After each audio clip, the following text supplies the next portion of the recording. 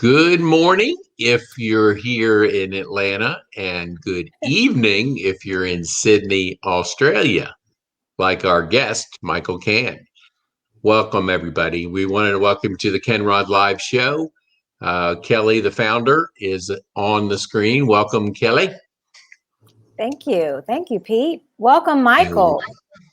Thank you. And again, Michael, thanks so much. Michael is in Sydney, Australia, so we really haven't had anybody stream down to that area. So we're excited to go across the pond there. Oh no, it's not pond, is it?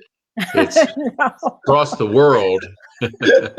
And in Sydney, it's midnight. So thank you, Michael, for staying up for this. So I'm coming all the way from the future. Hey, Pete, we right. can now say the Kennrod Global Experience. Yes, absolutely. And Kelly does an awesome job of really finding people that can give our audience and our viewers a chance to look at the possibilities in education. And you want to expand your mind into just the things that are out there. And Michael's going to share with us just what he's been able to do with his educational opportunities. And the cool thing about this is Kelly taught Michael in first grade. So has he changed any, Kelly, besides physically? He has grown, of course. I haven't grown. Yeah. I haven't, of course, right?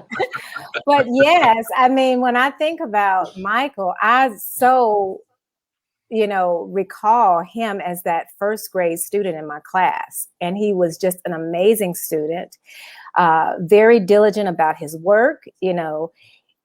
I can't tell you, just very kind with his peers. I used to often talk to his mother about just how impressed I was with him as a student and just his character in general. And so to see now where he is as a young man and all that he is accomplishing, I'm so incredibly proud. So welcome again, Michael. Well, thank you. Glad to be here today. Awesome. And I know that foundation that was built in first grade is a big part of where you are today. 100%. Awesome. So, hey, first graders, don't take for granted that first year, because there's so many things that get established in a solid foundation. So, yeah, thanks, Michael. We appreciate you staying up late, and we wanted to really dive into your career and just the educational opportunities that you've been able to take advantage of. So I'm gonna turn it over to you, but before we put some slides up there for our guests to see. Give us an idea, a little bit about yourself. Just tell us a little general bios, and then we'll dive into some pictures and a story for our viewers. Well, actually, if you want to go ahead and pop up the screen, actually, I kind of can tell it through the screen. Perfect. Yeah. Awesome.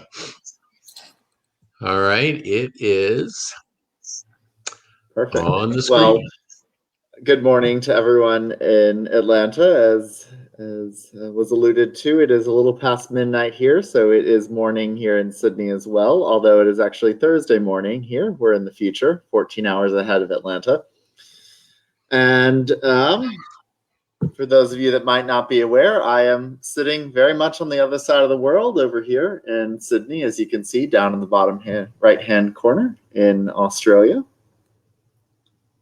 And as a little bit of an introduction, I was born and raised in Atlanta, like many of you probably. Went to elementary, middle, and high school in Atlanta, as was said. Dr. G was my first grade teacher at Spalding Drive Elementary. You can see right there, me in 1996 with my reindeer art in Spalding Drive Elementary. So that, when Dr. G says she remembers the first grader, that's who she's talking about 25 years ago, which is quite hard to believe. And then went all the way through, stayed in Atlanta, graduated from North Springs High School back in 2008, which seems like a long time ago as well now.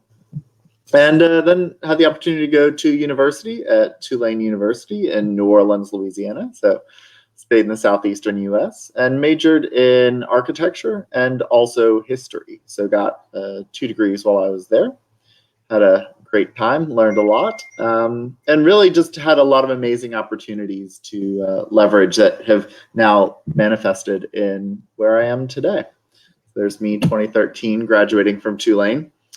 And I ended up, as you can tell, in Australia. So there's me in the outback a few years ago. I live in the city, but nice to get out and explore the country.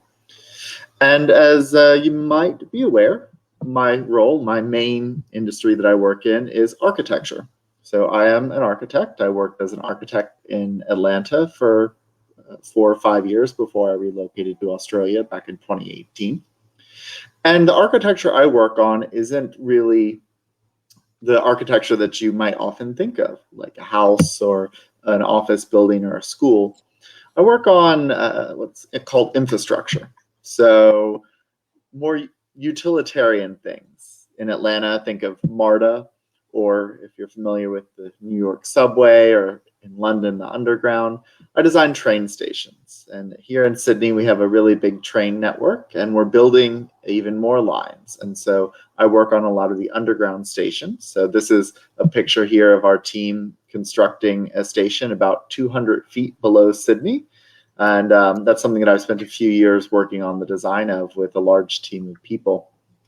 And I also have had the opportunity to work on other types of infrastructure projects, including the new airport for Sydney, and new light rail or tram services, new ferry terminals. We're a city that's based on the water, so we have a lot of boats. And so it's a really interesting opportunity that I've had to be here the last 3 years.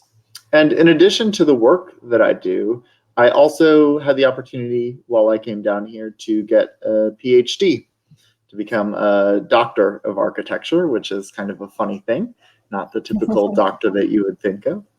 But I got to take the work that I was doing and then apply it in an educational setting. So for the last 3 years, again, I've worked on the train stations and the airports and everything, but I've taken that information and really turned it into a means of leveraging an understanding of what it is that architects are doing to shape the cities that we live in every day. And so from this hole in the ground, come 2024, this will be the station that opens up in Sydney and really changes the character of the city. And that's what's so exciting as an architect, especially on projects like this, is really to be able to change the way that people experience the city on a daily basis. When I worked in Atlanta, I worked on a lot of civic scaled architecture. So I got to do things like the new Performing Arts Center in Sandy Springs and the new City Hall in Sandy Springs, or the new expansion to the Infinite Energy Center out in Gwinnett County. And so it was always exciting to be able to kind of see the work that I was doing change the city. And of course, all of that was built upon the education that I received at university, and going back to the skills that I picked up in math and science and writing as well. You'd be surprised, but I actually do a lot of writing as an architect that I picked up even going back to elementary school and thinking back to those early days in Dr. G's first grade class. So nice to know that just like a building, a good strong foundation of education is really been what I've been able to build my career on, which has been a great opportunity. So that's a little bit about my background. And really today I'm just going to talk in some generalities about my experience and the things that I've picked up in the last 10 or 15 years as I've gotten older and been working and been challenged and had amazing opportunities and some setbacks, but you know, it's gotten me to where I am today. And really just speak about it in general and something that's applicable to those of you who are younger, those of you who are maybe in middle school and high school and getting ready and thinking about what your next steps are. And hopefully it'll be of benefit and make y'all think a little bit. So first off, life is unpredictable. If you had told me a few years ago that I'd be living in Australia on the other side of the world from Atlanta, where my family still is, I would have been very surprised and not believed you. I never would have expected that I would be getting a PhD, but a few weeks ago I submitted my dissertation, which is the large written report, about 110,000 words, for review and examination to become a doctor. And that's never something that I had planned, not even when I left university. It just wasn't on my radar. And so accept that life is unpredictable. You know, that's the excitement of it. You never know what's going to come. And many of us, you know, were very surprised and very impacted by the pandemic that's happened in the last year and a half. And it's actually meant that I haven't been able to come back to the United States. So Australia closed its borders over a year ago now, and probably won't be opening them for another year. So I'm effectively trapped in Australia. Of course, it's a pretty good place to be, all things considered. But again, never knew that I would find myself on the other side of the world, unable to go back to where I grew up and see my family and everything. But it's allowed me to have new opportunities as well. So I've been very fortunate, and there have been some incredible opportunities. But what's really allowed me to leverage those is the education that I've had, and that's allowed me to be responsive to this unpredictability. And so when something new comes up, I've been able to tackle it head on based upon what I've learned and experienced over the years.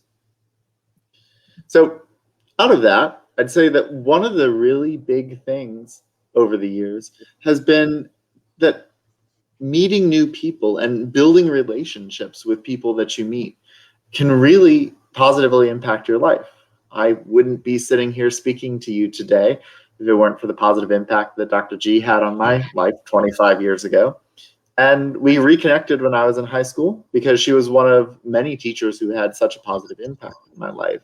And so I think that's what's so exciting, is through the years and through the different experiences that you have and the different places you go in the world, no matter where you are, you can build networks, and those can then help you in the future.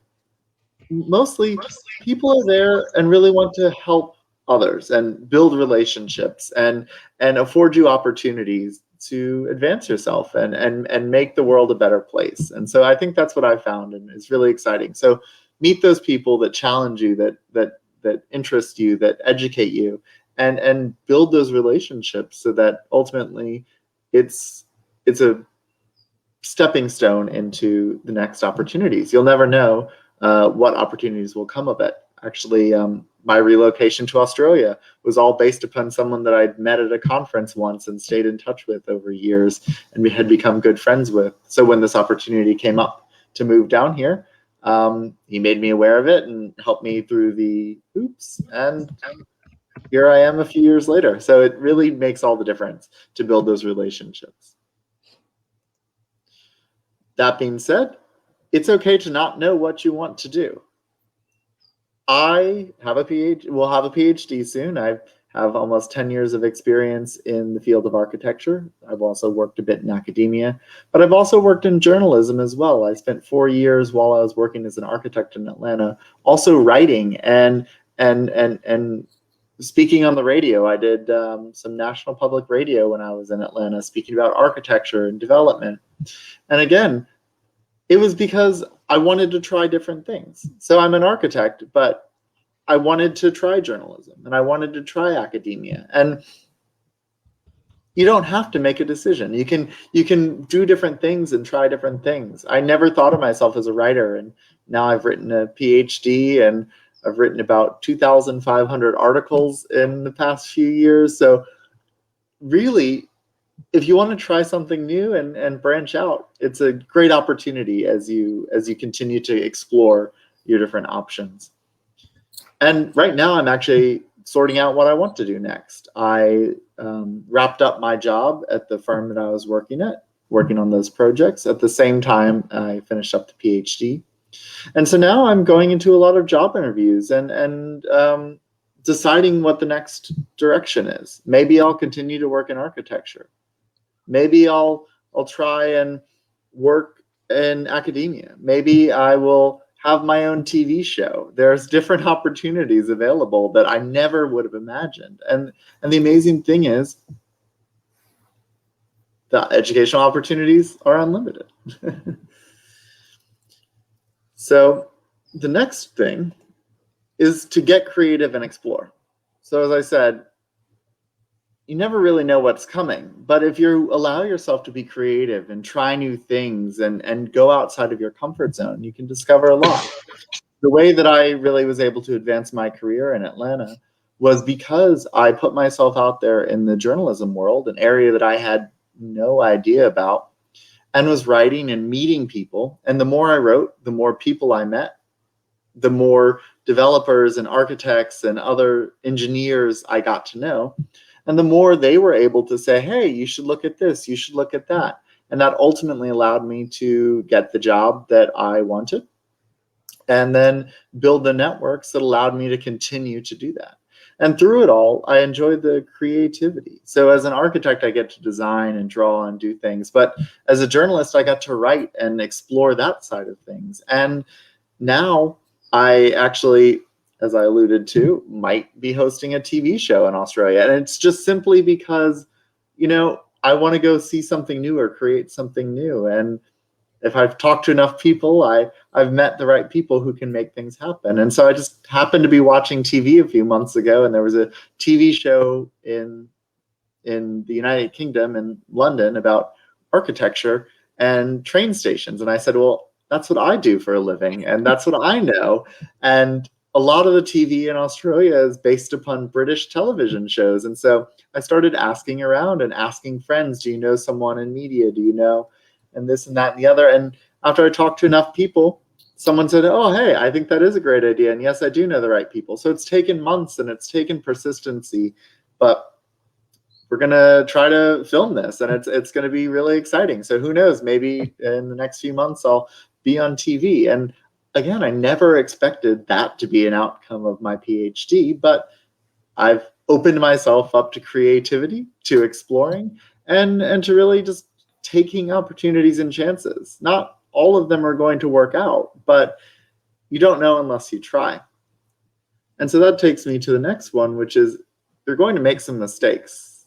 And how do I know that? I've made plenty of mistakes. I've gone off in different directions that haven't actually ended up doing something. But the biggest thing is about how you handle those mistakes. And that's something that I've learned over the years too, is that you don't always know where these things are going to lead. And if you go and you step off and you go the wrong direction a little bit, it's going to be okay. You can always step and come back. But what makes a mistake worthwhile is learning from it. And how you handle that kind of defines the trajectory of what you can do with that learning opportunity. So accept that a lot of things are out of your control, and then don't stress about the things that you can't control, and instead leverage those as opportunities to turn them into something new. I think that's really important to think about. Next, I'd say your teachers, and I would add to this, your parents or friends, people want you to succeed. So sometimes people push you a lot, and it can seem very overwhelming. There were points in my PhD and points in my career where I was just working 80 or 90 hours a week and didn't feel like I was getting anywhere. And the best thing was when I would go and speak with a professor who was advising me, or a friend who'd done a PhD before, and immediately they were able to kind of help ask the questions, well, why are you stuck on this? Or have you thought about this differently? And so sometimes it can seem like teachers are taxing, and I've been on the other side as well. I teach at the university here. And I think that oftentimes my students forget that I was a student once too, and I was very recently a student as a PhD student.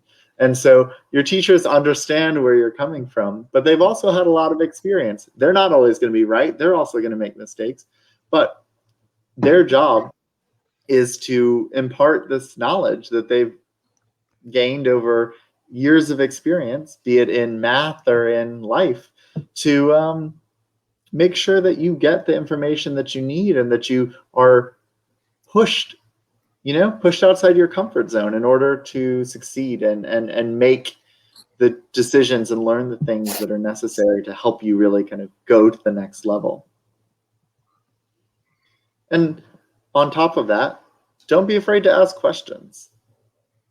I don't know everything about what I do or what I talk about, but ultimately I'm able to have conversations with others who are thinking about the same questions or who are knowledgeable about different things.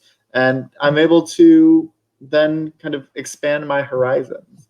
And that's something that's really exciting as you go through life, is to raise your hand and say, hey, I don't actually understand what's going on. And instead of thinking that you're wrong for asking the question, oftentimes people really think it's great that you're trying to learn more and figure out more. And so that's something that's really important as you go through life.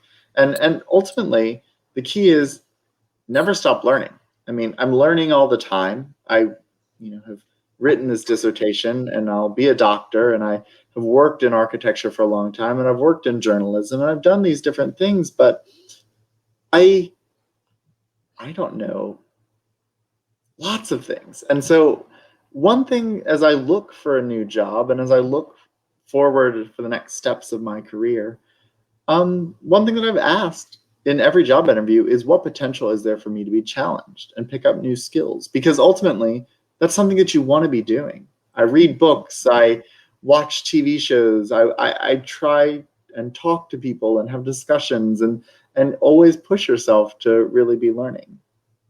I've been very fortunate, as I said, and have ended up in a wonderful country of Australia. And I've had the opportunity to travel and see things and meet people. And education has really allowed that for me. It's opened up that opportunity and taking advantage of all of those different things. And so reflecting on, 25 years of education, I've come a long way from reindeer art, but I think that it's really quite humbling and quite amazing to think about how someone who, when I was young, I hadn't left the country. I'd never been on a plane until fairly recently, 15 years ago, half my life ago. But now I get to design airports, and I've gotten to travel the world. I have met people who now live in amazing places, and so I get to go and visit them. And that's all because of the people that I've met and the education that I got in university and the connections that I made. And so that's really the biggest takeaway, is that you don't have to know what you want to be doing. You aren't guaranteed that anything is going to happen, but when opportunities come up, the education and the commitment to education really allows you to take advantage of those opportunities and make those connections and get to where you want to go, or where you don't even know that you want to go. So that's kind of my overview and my thoughts on education and how it's served me and gotten me to where I am. And happy to have a broader discussion about that. Awesome. Let me go. I know we had a comment here for Dr. G, but so Sabrina Dean Scott Oh, is wow. giving shout out. That's hi. That's awesome. Yeah. And, I think what you have inside of you is a book, Michael, because those things that you shared with us are incredible insights that, can be, and principles to be practiced in life. And I think as a result, you've seen so many things open up to you because of, the things you shared with our viewers and our audience. I had a guy, Dan Sullivan, he's a coach here in the US, and he coaches high level entrepreneurs. And he had this presentation that he made to us, and he talked about like, the confidence, like, where do you get, hey, look, I don't know if I'm capable of doing this. I don't know if, that, I want to venture down that road. But he said, like, you got to commit, and then commit hits the courage area. The courage gives you capabilities and then confidence. But what he said was, a lot of entrepreneurs, they get to a certain level and they stop doing that. They say, I got everything on autopilot. They stop taking chances. They stop growing. And as a result, they plateau. So what you're saying obviously has opened up incredible opportunities How do you think, like, did the switch go off at a certain age that all of a sudden, I love when you said meet people, build relationships. Where did you see a transition in your life to what you shared with our viewers? At what age? I think I've always been precocious. I think Dr. G could probably attest that I was a pretty chatty first grader. And I've always enjoyed getting to know people. I think that was a big thing, is that like I want to know more about what others are doing, because that inquisitiveness, I've always been this kind of, I want to know, has really led me to, some great introductions and some great opportunities. As I alluded to, I've ended up back down here living in Australia because of really happenstance. Like I studied abroad when I went to Tulane in New Orleans. I was doing a 5-year program for a master's of architecture, but also getting the bachelor's of arts and history at the same time. And so in my first year of university, I had a professor, and again, I asked questions in architecture, and she was from London. And I knew further down the road in my 4th year, I wanted to study abroad. And a lot of the students at Tulane in the architecture school studied abroad in Italy. There's a lot of great architecture in Italy. And I'd never been to Italy. I'd actually, again, never left the country until right before I went to university. And so all of it was very new to me. And so I was speaking with her one day, and I said, I'm thinking I want to do my own thing and kind of branch out and meet new people and go be pushed outside of my comfort zone. And what do you think, like studying abroad in London? Do you think that's interesting? That way I can go and see Europe.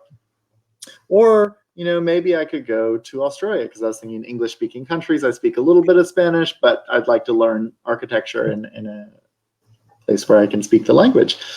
And she said, why would you go to London? It's a direct flight. It's 6-7 hours away. Yes, it's foreign. Yes, it's international. But if you keep pushing yourself, you're going to have many opportunities there in your life. It's a global city. It's the hub of Europe. There's a lot going on there. Go as far away as possible. Go to Australia. And I think that conversation pushed me and said, oh, I don't know anyone that's gone there before, and it's so interesting and so far away. And when will I have that opportunity again? And so that lit a spark in me and said, oh, I should think about that. And I came down here and studied abroad, and through complete happenstance met the most amazing people who are still my friends a decade later. And then I went back to America, and with this knowledge and this interest in Australia, and wrote my master's thesis, and I wrote it about Australia and the stuff. And the professor who oversaw my thesis said, after I just finished it, he goes, I know you don't want to think about it anymore, but I really think that you should look into this opportunity. There's a conference going on in Australia in a few months. The deadline's already passed to submit, but you should just email them and see if they're interested. Your topic aligns with their topic. And so I did, and never heard back. And I was like, okay. So my brother was like, oh, do you want to go on a trip for your graduation? We'll go. And my brother lived out in the West Coast, and so he said he can come visit me. And so before I booked that flight, the night before, I just emailed these people in Australia one more time and said, hey, just wanted to confirm, like, I know it's past the deadline, but just want to confirm that I'm not coming. And they emailed back immediately like, oh no, we'd like you to come in 2 weeks to Australia, to the other side of the world. And so I had friends in town that day from my days in the University of New Orleans that were passing through town. And I was at dinner with them, and I said, hey, this opportunity just came up, but tickets to Australia are really expensive, and I don't know if I can really make that happen. And again, this is all who you know. This is everything is these networks. One of them goes, oh, well, my mom works for Delta. She's worked for them for like 30 years. You can get a buddy pass through her, and so it'll be less expensive. And then I talked to my friends who I met in Australia, and they said, oh, you can stay with us.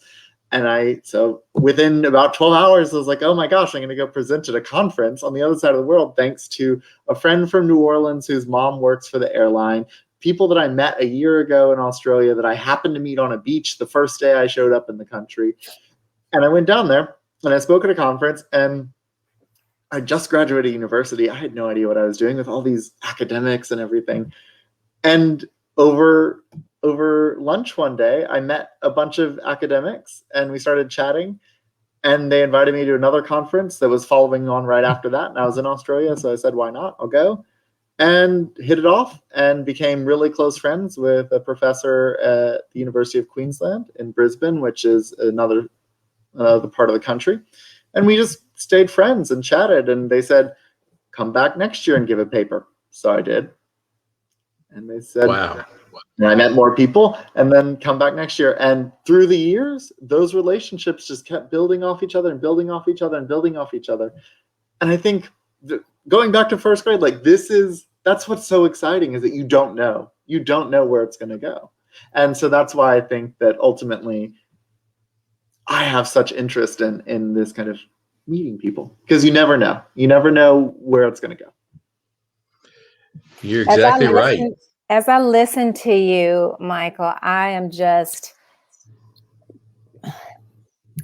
just keep thinking about how often I'm speaking with students and just communicating this very thing that you're sharing about, just being open, and, put yourself in a position to explore different possibilities, network and build relationships. These things are so very important, because you never know what's on the other side of it. And you never know how you may be able to help someone or how someone will be able to help you. And it's just so impressive that, as you've described these things, how they really did build upon one another. And then when I think about you as a student, I have to say, give yourself credit, because you were that student that if there was an assignment, it was going to get done exactly how it was supposed to be done. But at the same time, if someone needed help, Michael would be right there trying to help them, because he loved to talk. He loved to communicate with people. I remember that about you. And so really, just again, even at such a young age, you were willing to prioritize, focus on what you needed to focus on, but also at the same time, build relationships and be there for people when you needed to be. And I think those things are really, really serving you well. What I want our students who are listening today to be able to gain from this is that there are so many opportunities out there for you to be able to grow and learn and continue to move forward with your life in the best way possible. And as Michael has shared with us, life is unpredictable. We never know, how things are going to move and shake in our worlds. But one thing for sure, we do know is that when we have the tools that we need and the support of family and friends, there's no place that we can't get to. All right. We have to believe in ourselves. And Michael has been such a good demonstration of that. And I really want our kids, that's why we do this work. It used to be a time, Michael, where we would have practitioners to come into the schools and meet with the kids prior to COVID. But now, through Facebook live streaming, we've been able to invite people like yourself on once a month, so that our students can still benefit from this opportunity to meet a practitioner, perhaps in a field that they have not thought of. We might have some budding architects now because of you. I love it. So this architecture is great. You get to do so many different things. Absolutely. Architecture, hey, journalism, TV, you might have just sparked something. And that's the whole goal of this. Pete, I think you wanted to say something too. Yeah, the takeaways are numerous, and I hope that as people listen to this and re-listen to it, you'll glean tremendous insights into what Michael has shared. I hear a lot of times confidence comes up, and I think confidence just doesn't hit you overnight. It comes by a process, and you got to put yourself out there, and you've put yourself out there, Michael, in so many ways. And I think every time that you've done that, you've probably grown more confident in the whole process of meeting people, building relationships, and exploring so many things that are out there. And if we have, I love that, the education and the learning, it never ends. It's have that appetite. And so if you're listening out there, just take this, this interview and go over it again and take some notes and just learn from what Michael has shared, that it is out there for those that want to pursue it. And I know you've inspired a lot of people through what you've shared here today. So we thank you for that. What about those that are in a position they want to, they hear the word PhD and they kind of go, oh, wow, that's like, I could never do that. That's for the brainiacs. So tell us why you decided to do it and what was that process like? 5 years ago, I would have said the same thing. I finished my master's in 2013, and I was very much done with my formal education. Had no desire to go on. As a practitioner in architecture, I found myself very tethered to this idea of practice for practicality's sake. So why would I be going and doing this theoretical stuff when we're really doing physical and designing buildings and doing these things? But this opportunity came up, and the friend in Australia said, oh, do you want to come down here and work? Haha, jokingly, thinking that I was never going to take him up on moving halfway around the world.